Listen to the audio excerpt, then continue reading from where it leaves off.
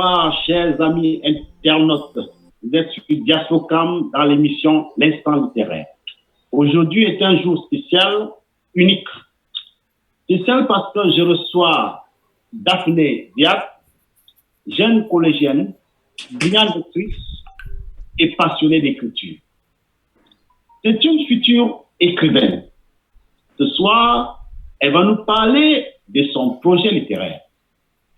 Un recueil de nouvelles en cours de préparation et qui sera prêt à la prochaine rentrée scolaire, bien évidemment. Et oui, chacun a sa jeunesse. Les enfants excellent dans de nombreux domaines et Daphné en fait partie. Lui consacrer une émission aujourd'hui trouve toute sa pertinence. Daphné est là, elle est assise, son recueil de nouvelles est intitulé La douleur de loi. Bonsoir Daphné. Bonsoir. Je suis très heureux de te retrouver ce soir après notre rencontre au Brèche littéraire. Oui, merci, moi aussi. Oui, tu comprends qu'il est très important de suivre toujours les parents. Une fois que les parents t'ont amené au Brèche littéraire, te voilà déjà dans les envolées littéraires, dans les émissions et bientôt les livres. Il faut suivre les parents. Mais nous allons prendre d'abord 2 minutes pour partager et on se retrouve tout à l'heure pour démarrer notre émission. À tout de suite. À tout de suite.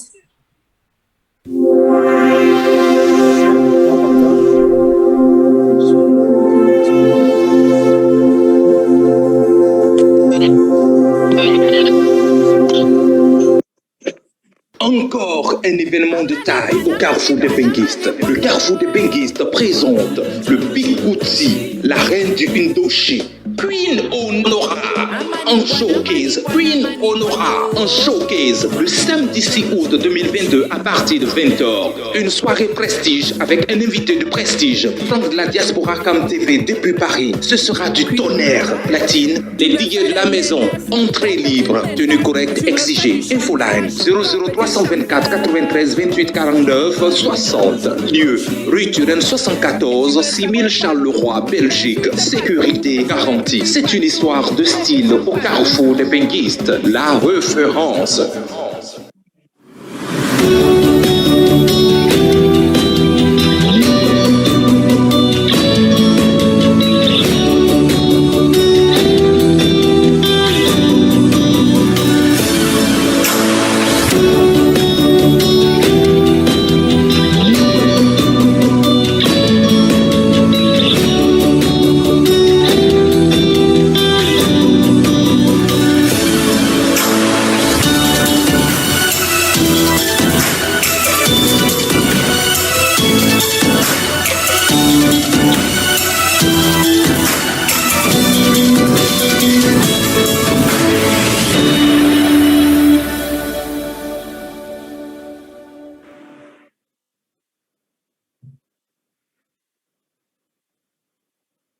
Les foulards Aïcha HBS carré de luxe peuvent être portés en toute saison avec toujours une extrême sensation de plaisir. Les foulards Aïcha HBS carré de luxe brillent, scintillent et illuminent les couleurs, douceur et légèreté en font une matière de foulard et écharpe les plus agréables à porter autant par les femmes que par les hommes. Made in France, 100% soie.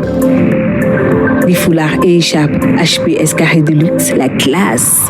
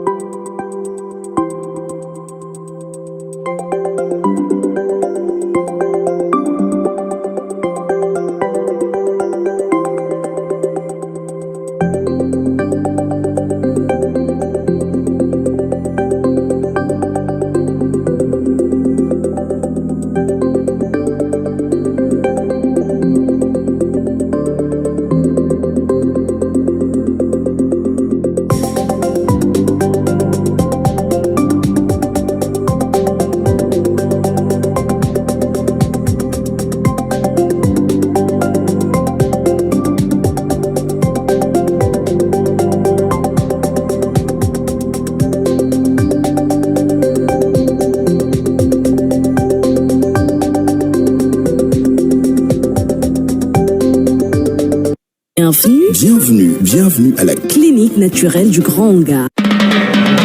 Depuis la nuit des temps, l'espèce humaine a toujours été terrassée par des virus, des bactéries à l'origine de nombreuses maladies contractées par l'homme. Maladies du derme, maladies cardiaques, cancer, maladies osseuses, maladies génétiques, et bien plus encore. Pour mettre KO ces mots cliniquement prouvés, la clinique naturelle du Grand Hangar va à l'épreuve de la nature et vous propose des solutions curatives à base des plantes naturelles. La clinique naturelle du Grand Hangar est située dans la Bonabéry. Contact 672 27 39 35 676 12 97 99. Clinique naturelle du Grand Hangar. La nature n'a pas fini de nous livrer ses vertus.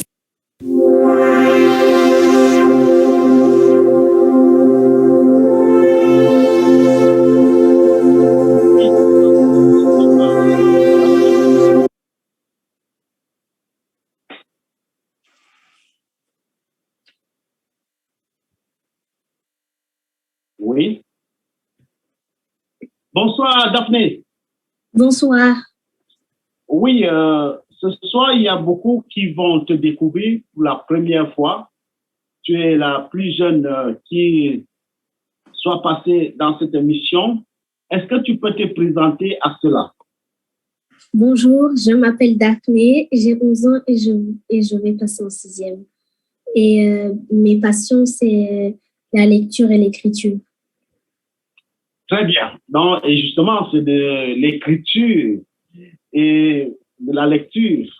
Nous parlerons de cela ce soir de long à large. Mais est-ce que tu peux nous parler un peu de ton parcours scolaire depuis la maternelle? En maternelle, j'avais beaucoup d'amis, surtout des amis garçons. On jouait beaucoup dans la cour de récréation.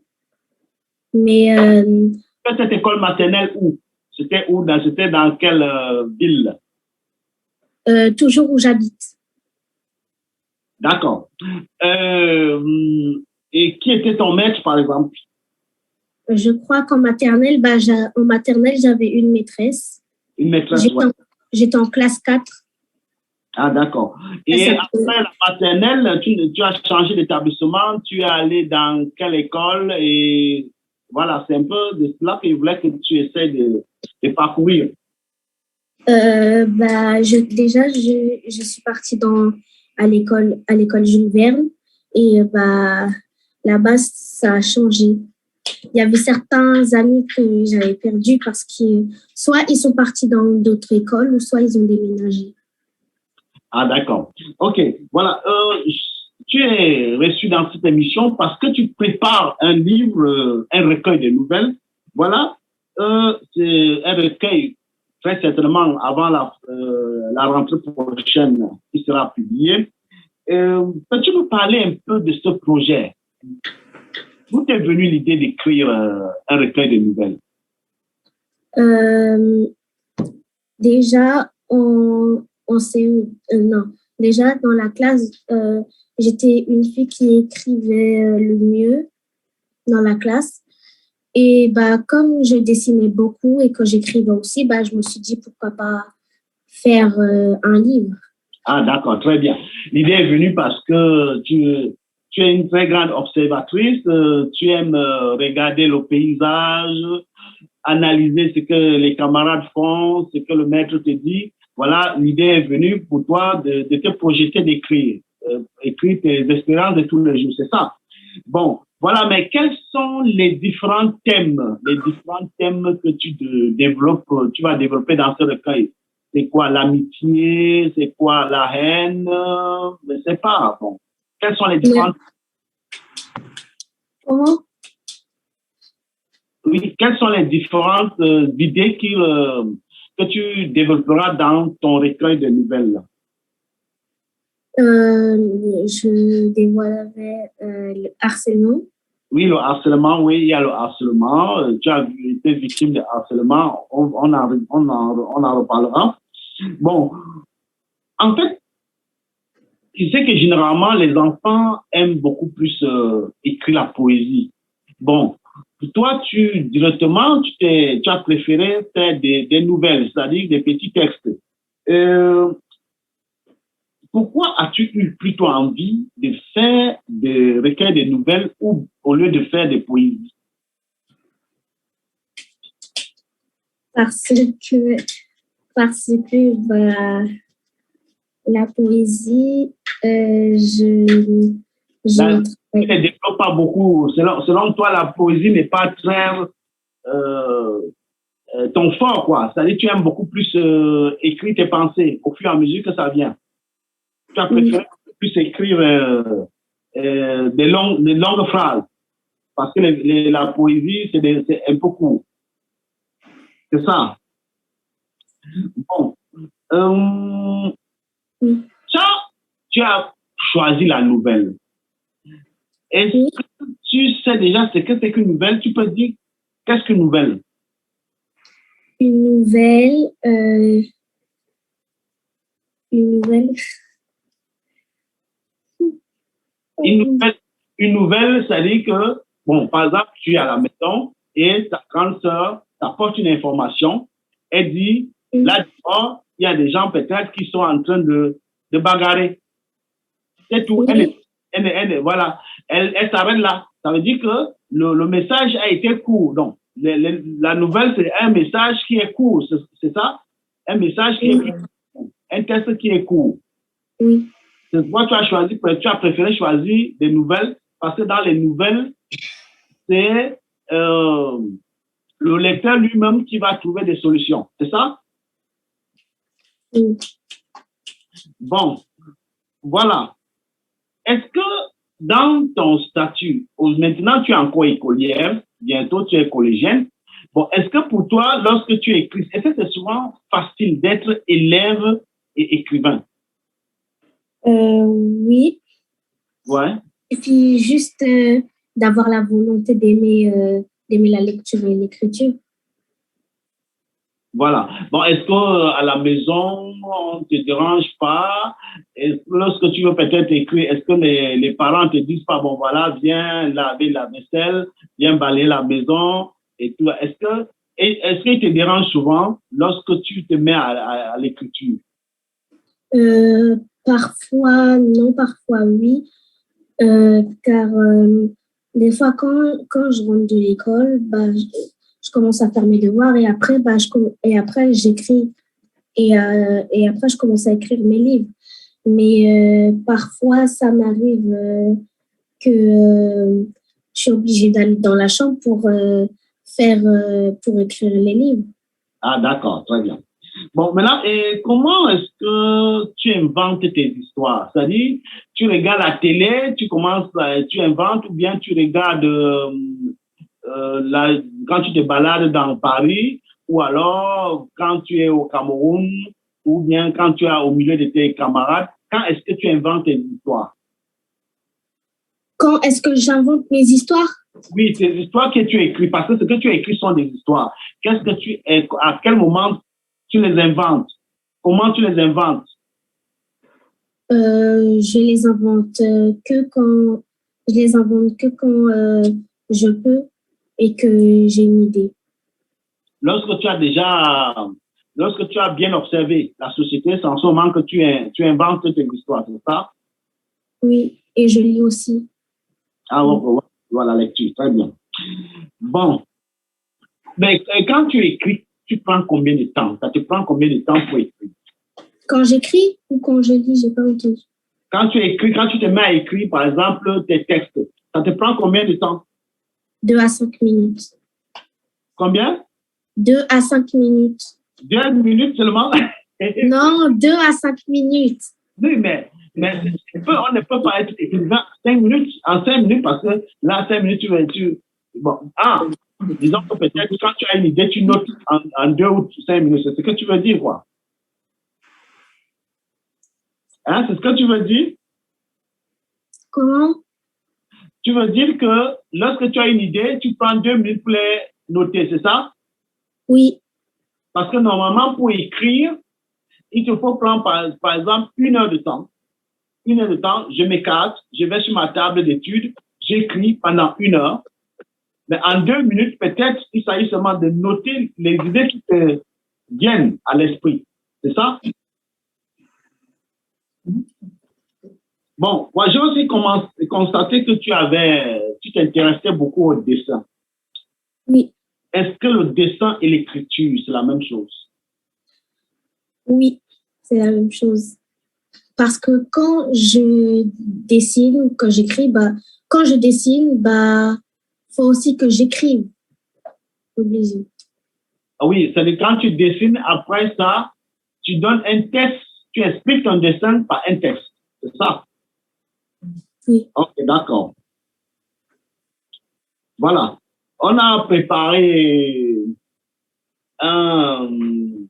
les images du branche littéraire qui vont passer tout à l'heure là. Mais avant que Franck et Belair ne mettent ces images-là, je vais te poser une autre question. Bon, Oui.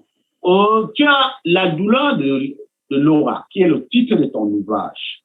D'abord, qui a donné le titre à cet ouvrage? C'est moi. Toi-même. À partir de l'expérience, parce que j'ai lu quand même déjà, tu m'as dit la primeur de lire tes textes, et il y a là-dedans le harcèlement. Bon. Oui.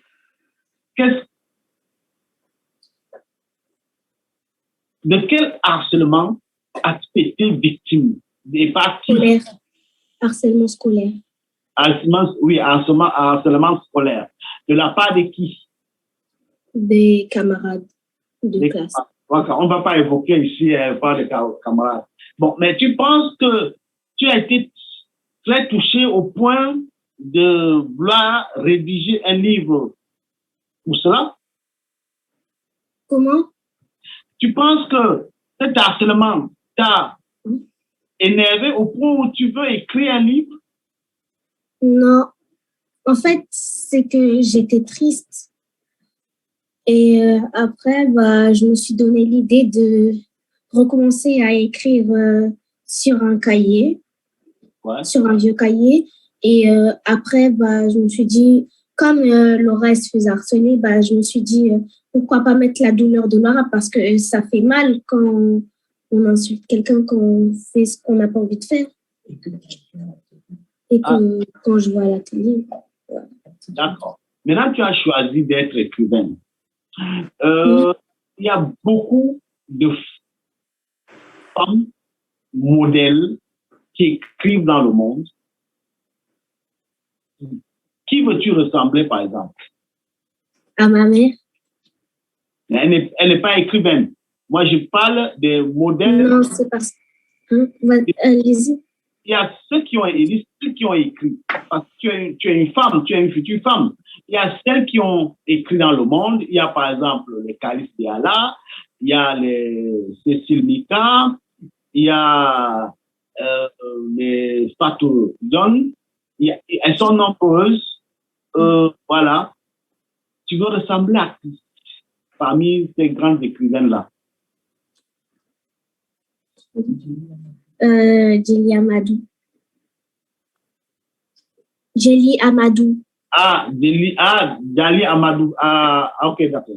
Djali Amadou, le prix, le concours des lycéennes. D'accord. Très bien. C'est un modèle déjà parce que elle a beaucoup écrit sur le harcèlement d'ailleurs des femmes et pas déjà mauvais. Bon, voilà. Si le réalisateur est prêt, est-ce que tu peux nous passer ces images du branche littéraire qui a été fait ici à Paris?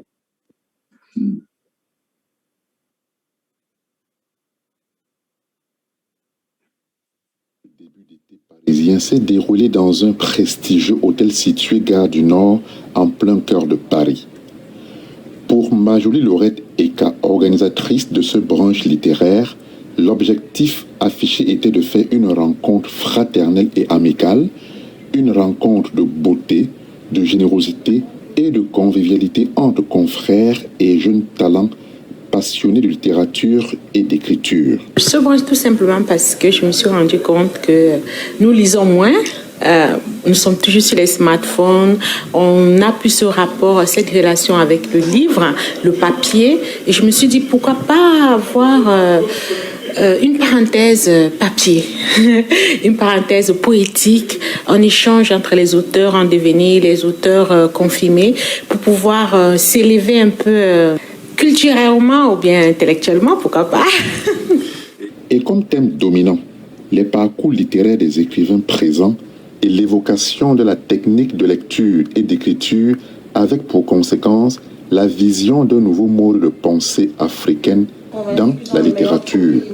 Je me rends compte qu'on a autour de la table des personnes qui sont vraiment passionnées par la littérature, et pas seulement, qui sont aussi passionnées en fait par l'écriture en général, et qui ont besoin de transmettre. C'est surtout ça, ce désir, cette envie de transmettre, de pouvoir permettre aux autres d'accéder à certaines connaissances qu'ils peut-être ils n'ont pas, ou alors qu'ils ont déjà, mais dans un autre sens. C'est surtout cela qui m'a accroché dans ce branche littéraire.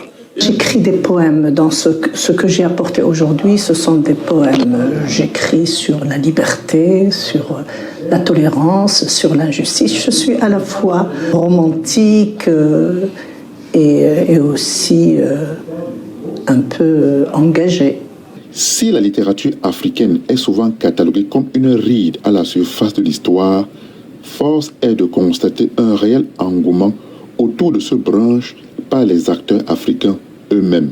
Il faut des symposiums, des colloques comme ceci pour pouvoir rehausser notre culture qui est assez riche. On a eu pas mal d'écrivains qui sont venus d'assez loin et qui ont fait des exposés vraiment magistraux, et nous avons pu apprécier l'intérêt d'abord de la littérature, l'intérêt que les gens aujourd'hui s'adonnent dans la lecture, dans l'écriture, etc., dans l'art tout court.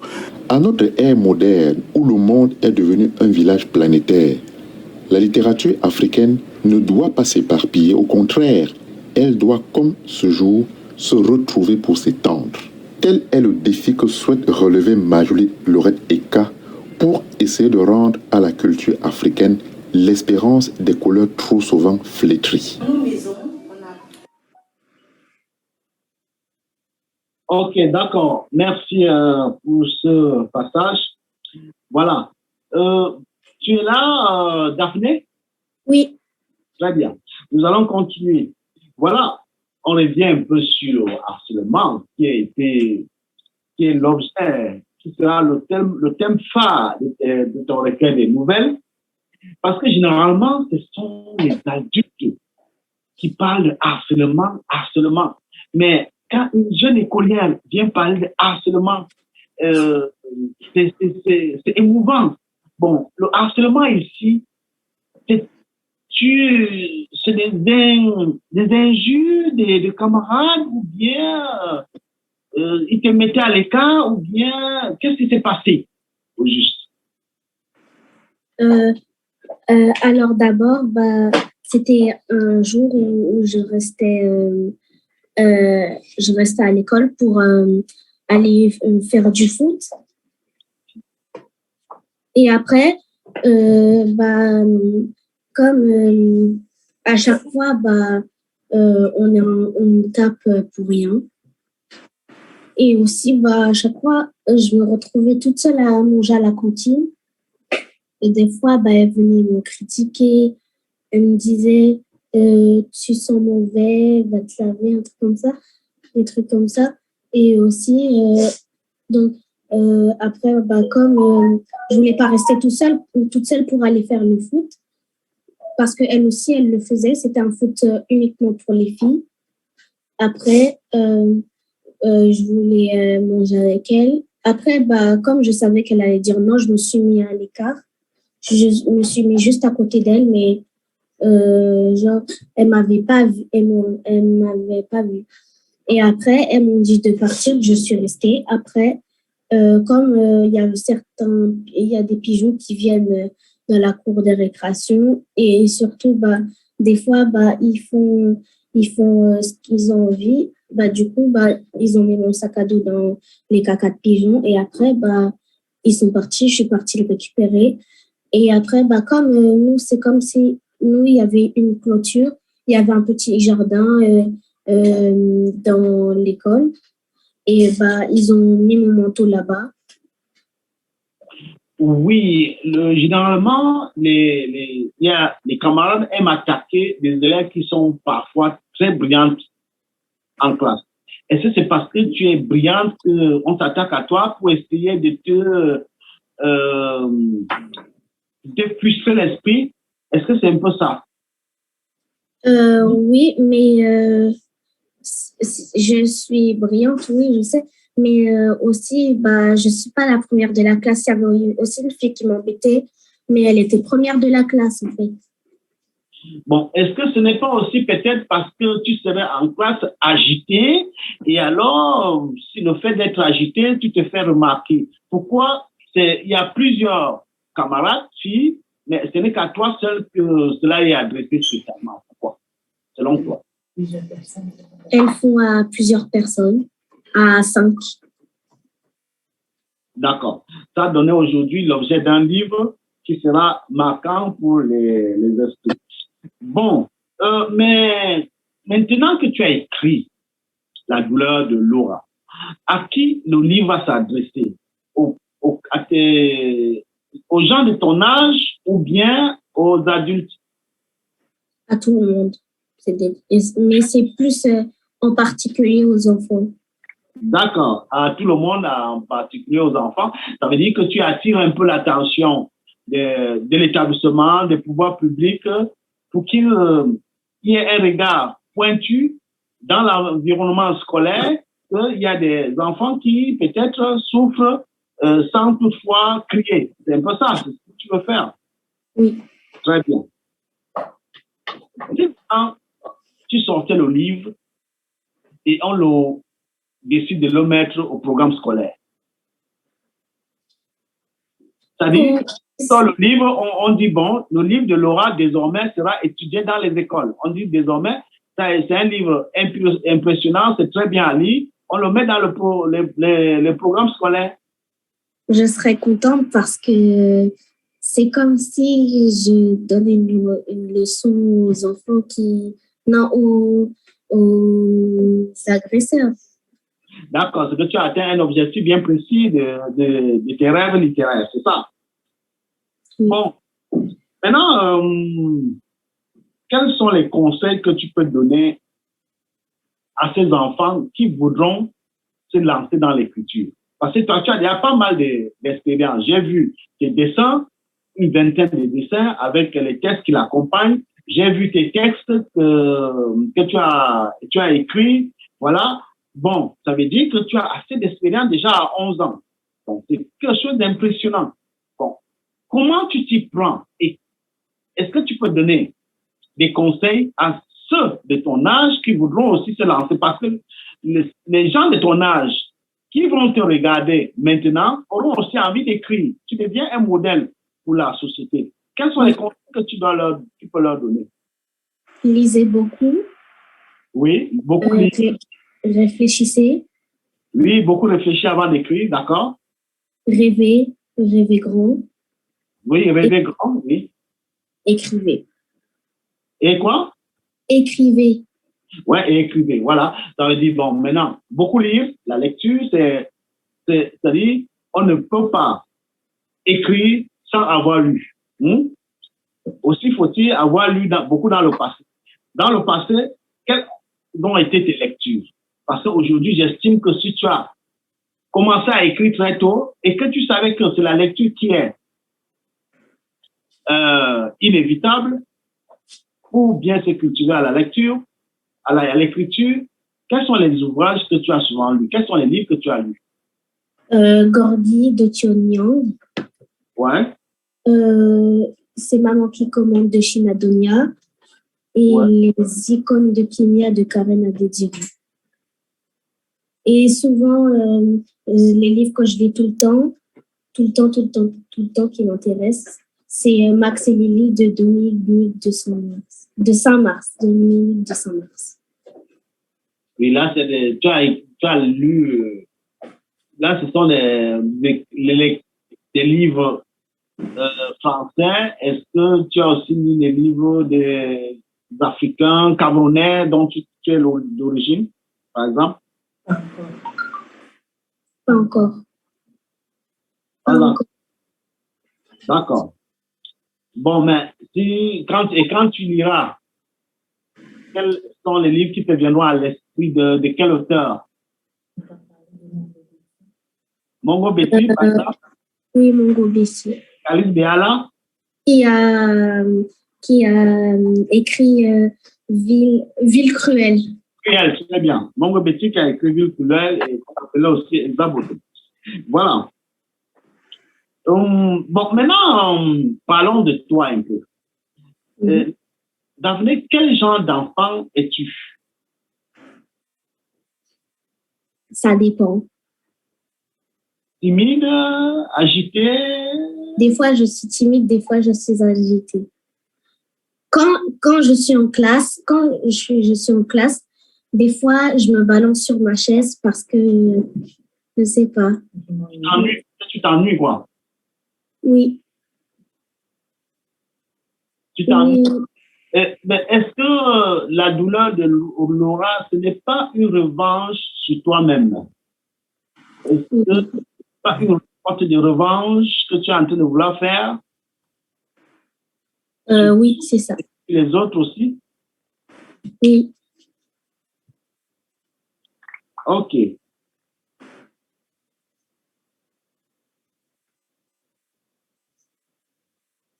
Bon.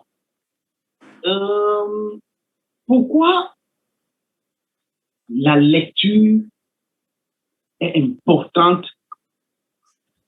pour toi qui écris? Pourquoi elle est importante? Parce que j'ai envie d'écrire, j'ai envie de... Comme ton esprit, ça développe, oui, ça développe peut-être connaître le vocabulaire, non? Aussi. Oui. La grammaire, etc. Voilà, parce que pour écrire, il faut connaître les règles de grammaire, il faut bien maîtriser le vocabulaire, il faut avoir assez de vocabulaire aussi. Voilà pourquoi elle est importante seulement pour toi, parce que aussi, ça te fait créer d'autres histoires. Ça te permet, la lecture des autres te permet de créer d'autres histoires semblables. Bon, tu as dit la douleur de Laura. On t'appelle Daphné. Donc, ça veut dire que Laura, c'est le héros de ton livre. Comment as-tu choisi Laura? Pourquoi as-tu choisi Laura? Quand j'ai choisi Laura, parce que quand j'ai dessiné son personnage, oui, avec la tête, bah, je me suis dit, pourquoi pas Laura? Elle a l'air de s'appeler Laura. Oui. Laura, mais j'ai vu que la plupart de tes dessins te ressemblaient. La plupart, oui. Pourquoi ton héros te ressemble? Oui. Parce que Laura, bah, en fait, mon dessin, ça me ressemble parce que j'ai été victime. Oui, c'est de toi qu'il est question, c'est ça.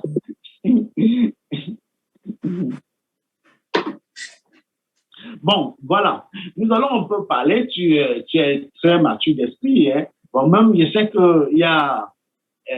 habituellement, tu es très dégagé. Je sais que peut-être c'est l'émission qui t'empêche de bien parler, d'être plus long. Je sais que tu es un peu bousculé par l'émission, alors que Laura, c'est une fille très brillante, hein, moi je vous le dis. Mais avant ça, avant que je ne continue, je vais déjà voir ceux qui interviennent en direct. D'accord? On va lire un peu les messages de ceux qui sont en direct avec nous. Voilà. Oh là là, je n'ai pas assez. Bon, on va demander à notre réalisateur de lire pour nous. Est-ce que tu peux le faire, Franck Bellet? On va en occuper. Alors, les réactions.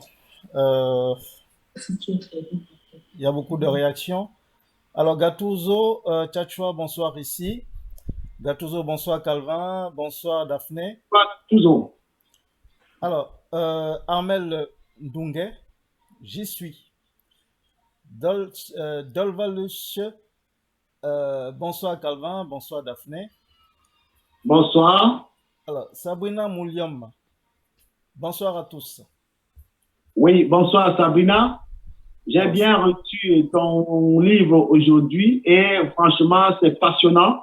C'est un livre, je peux te dire que j'ai déjà eu presque les 3/4 du livre parce que lorsque tu commences, tu n'as pas envie de t'arrêter. Franchement, c'est très passionnant. Voilà, donc Sabrina Moulion, bonsoir Daphné. Sosolena, bonsoir Daphné. Hélène Ekwala, je suis là-haut. Oui. Sabrina Moulion, ah super. Bonsoir Hélène, c'est ma grande sœur, elle est au Cameroun. Voilà, elle nous suit depuis le Cameroun. Et je suis heureux de la voir là. D'accord. Il n'y a pas longtemps, elle n'était pas en bonne santé. J'espère qu'elle a en train de suivre et qu'elle a repris ses formes. Et je te souhaite tout mon courage, grande sœur Hélène. Voilà. Alors, ta crise cardiaque, bonsoir. Bonsoir. Sabrina Moulium, l'écriture est parfois une thérapie. Oui, évidemment, l'écriture est une thérapie parce que Daphné a été victime de harcèlement dans son établissement et ça s'est répercuté presque tout le temps. Mais lorsqu'elle a commencé à écrire, elle a trouvé donc son dada et ça a permis que vraiment elle essaye de surpasser ces petits problèmes qu'elle avait souvent avec ses camarades. Donc, l'écriture est une thérapie. Voilà, exactement. Et c'est ce que approuve Dolva Luce. C'est tout à fait ça. Alors, Sosolena, tu avais un journal intime? Moi? Oui, donc Sosolena veut savoir si tu avais un journal intime. Je l'ai toujours. Voilà, donc Sosolena, Daphné avait effectivement un journal intime. Alors, Sabrina Moulium, tu es très courageuse, Daphné. Merci. Alors, Sabrina, non, là c'est HD Cathy Signe. Bonsoir. Bonsoir. Bonsoir, Cathy. Sabrina Moulium, il n'y a pas forcément de raison pour être harcelé. Gattuso Tchatchoua, sûrement c'est pour ta couleur de peau qu'on te traite de la sorte. Oui, l'expérience qu'on pourrait avoir ici, Daphné, est-ce que tu penses que c'était pour les raisons de couleur de peau? Est-ce que parmi ceux-là, il n'y avait pas ceux qui ont la même couleur que toi? Si, il y en avait deux. Donc, avec la couleur de peau. Ce n'est pas un problème de couleur de peau. C'est tout simplement que peut-être on a voulu s'attaquer à elle spécialement à cause de son aura qui est peut-être positif, à cause de son excellence à l'école. Et puis, c'est une jeune écolière qui répond avec beaucoup de maturité et elle est brillante en classe. Ses maîtres témoignent cela tous les jours, que ses réponses sont très matures. Donc, à partir de là, ça a sûrement créé un bouleversement chez ses camarades et ceux-ci ont décidé de souvent taquiner pour essayer de briser son élan. Et voilà, on sait que Daphné est une brillante fille et quand vous lirez un peu ses recueils, vous n'en reviendrez pas parce que je suis littéraire, je sais le fond d'un écrit. C'est une jeune fille qui est très brillante, qui est très, très vaillante et qui aura une percée fulgurante dans la littérature africaine ici dans la diaspora. Continue, Charles. Alors, Cindy Chinda, bonsoir et bravo à toi, Daphné. Merci. Alors, HD Cathy Signe, bon courage dans ton parcours littéraire, Laura. Je m'appelle Daphné, pas Laura. Et merci beaucoup. Alors, Cindy Chinda, étant jeune, pourquoi vouliez-vous devenir écrivain? Parce que j'aime écrire et lire. Je vous l'ai dit, c'est mes deux passions. Voilà, donc Daphné aime lire et écrire. Si je peux compléter un peu la réponse de Laura, telle qu'elle a dit dernièrement aux branches littéraires, parce que là-bas, elle était beaucoup plus détendue. Si elle avait dit que si elle voulait écrire, c'est parce que elle voulait tout simplement d'abord une réflexion, réfléchir sur la vie, et puis voilà, expliquer son monde, le monde qui l'entoure. C'est-à-dire, c'est parti d'abord à partir d'un petit harcèlement, mais finalement, c'est devenu presque une réflexion sur l'existence. Voilà un peu les raisons qui ont poussé à se lancer dans l'écriture. D'accord. Parce qu'elle estime que par l'écriture, elle peut combattre les injustices, voilà. Et puis, pourquoi pas éduquer, enseigner, comme elle a dit. Donc, son écriture devient un peu comme un cri de colère, un acte d'accusation, et puis un appel à des générations qui feront que les autres enfants, comme elle, ne puissent plus être victimes des harcèlements dont elle a connu de façon subtile et discrète dans l'environnement. D'accord. Oui. Alors, Armel Ndungue, bravo Daphné. Merci. Louise Koto, coucou Daphné, j'admire ton courage. Merci beaucoup. Louise Koto, êtes-vous aidée de quelqu'un pour écrire vos livres, Daphné? Non, je le fais toute seule. Voilà. Alors, Daphné écrit toute seule. Alors, Dolvalus, un lien de sa page, dont elle a publié un lien de la page de Daphné. Anaïs Esaka, bonsoir, bonsoir.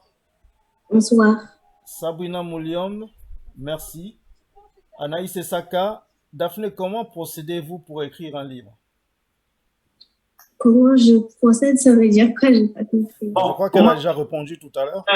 Oui, elle a répondu à cela tout à l'heure. Ça veut dire qu'on veut dire que les dispositions que tu prends pour écrire, c'est que oui, tu arrives à la maison, tu fais les travaux du ménage avec tes parents, et après cela, tu vas sur ta table d'études, tu prends une feuille et tu te mets à écrire.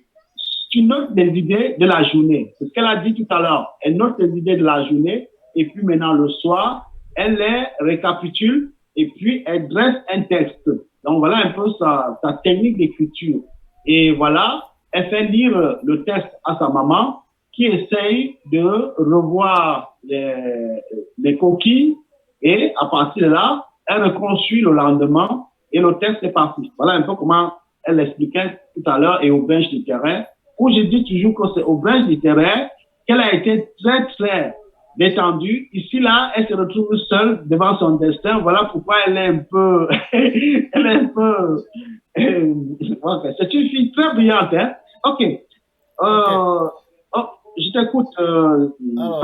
Je continue et je termine. Alors, Charles Bertrand Djamuna, allô, bonsoir, je suis bien installé. Bienvenue, Daphné, et courage. Merci. Alors, Diaspo Kamer TV, bonsoir depuis l'Allemagne. Bonsoir. Bonsoir vraiment depuis. Merci beaucoup de suivre Diaspo Kamer de très loin depuis l'Allemagne. Voilà. Alors, Dolva Luche qui envoie le lien pour la page de Daphné. Alors, ta crise cardiaque, Daphné, j'espère que tu es prête. J'ai des questions pour toi. Elle est prête. Alors, Daphné, avez-vous déjà... c'est où déjà? C'est passé où? Daphné, avez-vous déjà eu un manuscrit refusé? Non. Ok. Ta crise cardiaque, Calvin Joari, merci. Sosolena, tu as déjà une idée pour ton prochain livre? Oui. Ok. Ta crise cardiaque, Daphné, à ce jour, combien avez-vous écrit d'ouvrages? J'en ai 5. Voilà, 5. Alors, Ruth FJ, bravo ma grande Daphné. Merci. Sosolena Calvin, elle est vraiment brillante. Elle a quel âge? Alors, elle a 11 ans. Merci, j'ai 11 ans. Voilà. C'est tout, Calvin? Très bien, voilà. Et je persiste à croire que, j'inviterai encore une fois de plus Daphné c'est là que chacun verra un peu ses capacités, ses compétences. Parce qu'aujourd'hui, je sais que c'est la première fois, elle est un peu frustrée, il y a un peu ça. C'est pas facile. Moi-même, je me rappelle quand je passe souvent dans les chaînes de télévision françaises, et moi qui suis habitué à interroger les gens, et je me retrouve complètement souvent un peu perdu. Ça arrive. Bon, on restera une autre émission et elle reviendra vraiment avec toutes ses compétences en place. Nous allons continuer, mais de toute façon, je suis très satisfait déjà parce que l'essentiel, chacun comprend, ses réponses sont cohérentes, ses réponses sont pertinentes et c'est son habitude aussi, elle ne dit que l'essentiel. Voilà. Daphné, aujourd'hui, on trouve les enfants en Afrique qui ne vont pas à l'école.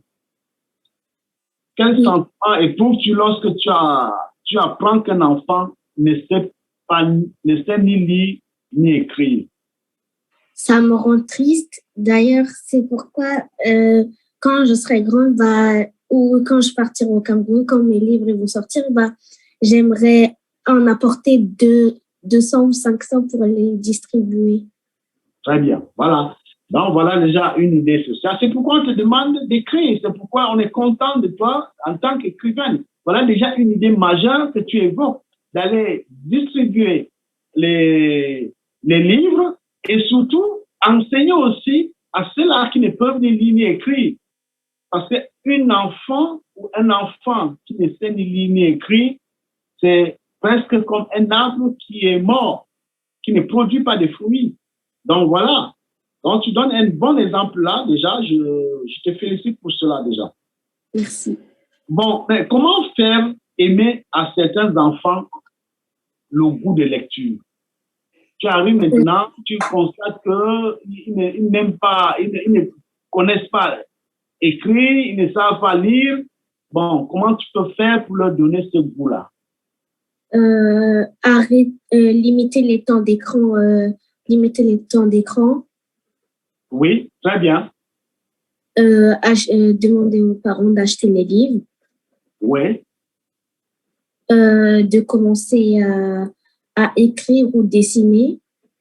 Très bien, dessiner, oui. Ouais. Et lire avec eux. Ok, très bien. Bon, voilà, on va parler un peu de ton pays, le Cameroun. Au Cameroun, par exemple, lorsqu'un enfant commet des bêtises, fait des bêtises, on le chicote. Oui. Ça signifie, non? Bon. Est-ce que tu as quelque chose à dire à ces parents qui font le châtiment corporel? Oui. Arrêtez de taper vos enfants. Mais on n'a pas chicoté les enfants pour rien. Parce que on dit, tu sais que l'endroit où le serpent t'a mordu, est-ce que tu peux oublier cet endroit-là? Oui. Non. Si tu vas, par exemple, à la cour de récréation, hein? Oui. Tu vas à un endroit et là, un serpent te mord. Est-ce que tu peux oublier cet endroit? Comment? Est-ce que tu vas là, tu es sur la cour de récréation et tu t'es mise sur un endroit et à cet endroit, un serpent est venu te mordre.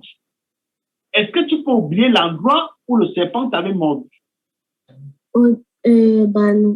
Non, on n'oublie jamais où le serpent t'avait mordu. Donc, c'est pourquoi au Cameroun, quand on chicote les enfants, c'est pourquoi ils n'oublient pas ce pourquoi on l'avait chicoté. Oui. Par exemple, il est rentré à la maison à minuit, au lieu de rentrer à 9h comme habituellement. Maintenant, on le chicote. C'est pourquoi quand il sera dehors, il se souvient toujours que il est 19h, il me faut rentrer. N'est-ce pas? Oui. Est-ce que les parents ont raison de chicoter les enfants, par exemple, qui sont têtus? Oui. Fallait pas désobéir. Tu as été déjà chicoté par tes parents? Oui. Est-ce que tu as oublié les raisons pour lesquelles on t'avait chicoté? Non. Voilà. Donc, les chicotes, souvent, c'est souvent normal parce que l'endroit où le serpent t'a mordu, tu n'oublies pas cet endroit. Bon, mais là c'est pas, on ne va pas encourager les maîtres ou les parents à chicoter les enfants parce que tu sais, quand on tape sur un âne, c'est pour dresser l'âne. Pour taper pour dresser l'âne, il faut taper sur lui. Tu vois, on chicote pour qu'il s'avance. Mais pour éduquer l'enfant, on n'a pas besoin de le chicoter. Tu vois? Donc, c'est interdit. Oui, il faut lui parler. D'accord. Bon, on va... Maintenant, est-ce que à la maison, toi personnellement, tes parents comprennent déjà que tu veux être écrivain? Oui. Par quoi le comprennent-ils? Bah, en fait, ma mère, elle m'achète toujours des livres. Est-ce que tu es animé par cette passion? Est-ce que à chaque fois, tu as envie de lire? À chaque fois, tu as envie d'écrire? Est-ce qu'à chaque fois, tu as envie de regarder une émission sur YouTube des écrivains, des littéraires? Est-ce que tu as déjà cette passion-là? Oui. Voilà. Très bien. Voilà, j'ai posé une question qui n'a rien à voir avec ce que nous sommes en train de dire dans notre émission. Je sais que tu regardes souvent les images. Il y a certaines images que les parents peuvent te montrer pour essayer de te faire réfléchir parce que quand on décide d'écrire, on doit presque regarder tout ce qui est tragique comme comique pour que ça nous donne une réflexion. Dernièrement, dans les réseaux, il y avait des morts au Maroc entassés. Tu as vu ces images-là? Oui. Très bien. Très bien. Tu as vu ces images-là. Quel a été ton sentiment lorsque tu as vu cela? Parce qu'on dit qu'il voulait traverser pour les héros. J'étais triste parce que j'ai pensé à... c'est triste quand je pense qu'ils sont venus pour avoir une vie meilleure.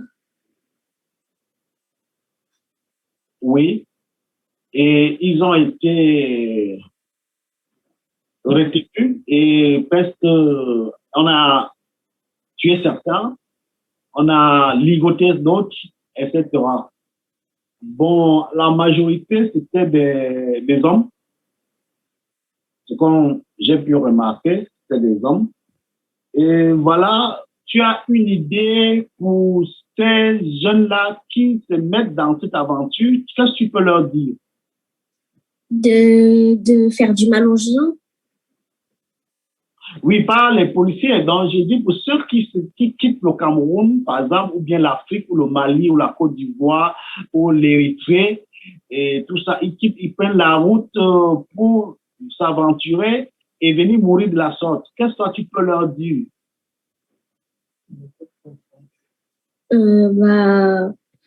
Courage. Non, courage, ça veut dire que tu encourages. Je trouve les mots de la même famille que courage, il y a encourager aussi. Est-ce qu'il faut les encourager? Non, moi, je veux les encourager à avoir une vie meilleure. À chercher une vie meilleure ou puisqu'ils sont bloqués, ils ne peuvent pas entrer. À chercher une vie meilleure dans leur propre pays ou bien? Partout. Mais ils sont bloqués. Même dans leur propre pays. On les empêche d'entrer. Laissez. Donc, qu'est-ce qu'il faut faire? Parce que, qu'est-ce qu'il faut faire? Il faut plutôt les encourager à chercher un moyen de suivi sur place, à faire une activité et puis maintenant trouver les moyens de venir dans de bonnes conditions par avion. Je crois ça. Voilà. Oui. Voilà. Que de venir se faire humilier comme ça, chicoter et abandonner, c'est très dur là. Bon, nous sommes presque à la fin de notre émission. Et il y a des questions surprises. J'ai souvent des questions surprises, c'est-à-dire des questions qu'un invité ne s'y attend pas. C'est pas parce que toi, tu es déjà écrivain. Moi, je sais que moi, j'ai une collègue en face de moi. Donc, je te prends comme une écrivaine, je te prends pas comme une gamine de 11 ans. Je te prends comme une collègue écrivaine. Donc, tu es camerounaise. Est-ce que tu peux me dire les deux présidents qui ont dirigé le Cameroun? Paul Biya et qui? Paul Biya et Amadou Ahidjo, je crois. Paul Biya et Amadou Ahidjo. Oui, voilà. Amadou Ahidjo. Bon, est-ce que tu peux aussi me dire quelle équipe a gagné la Coupe des Nations au Cameroun? Le Sénégal. Très bien. Est-ce que tu peux me dire combien de fois le Cameroun a gagné la Coupe des Nations? Je sais pas. Je crois 5 fois. Moi, je dirais ça. 3 fois. 5 fois. Bon, est-ce que tu peux me dire contre qui le Cameroun a joué le dernier match qualificatif de la Coupe du Monde? L'Algérie. Très bien. Voilà. Maintenant, est-ce que tu as un mot de fin? Nous avons fini l'émission. Maintenant, tu peux conclure. Je te laisse je te laisse libre de conclure l'émission. Merci beaucoup. Oui. À tous les gens qui m'ont posé des questions. J'espère que vous êtes bien chez vous ou en vacances. Et que vous achèterez souvent des livres, ou peut-être les miens. Oui. D'accord. Et à vous. OK, merci. Voilà, il ne sait pas s'il y a encore des réactions. On peut les lire, Franck Ebele, avant la fin.